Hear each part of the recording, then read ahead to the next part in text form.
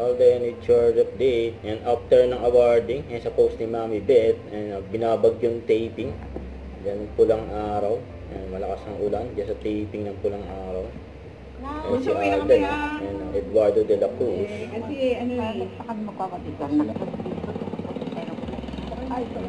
Ingat sa taping. Malakas ang ulan. Masamang panahon. Ayan si Eduardo de la Cruz, bugbog sarado na naman. Tapos puyat pa si Adam Richards. Ayan sabi dito sa caption, pulang araw, cancel taping today due to bad weather. 4 days na lang makapanood na ang pulang araw sa Netflix. At pwede na rin gumawa ng profile frames ang pulang araw sa Facebook at sa X. May interview kay Aden about Sparkle International Tour sa favorite films ni Aden. For more details po, nasa Sparkle social media account siya and at the same time, update na tayo po rin. Thank you so much. Alan, quick lang for Scotland.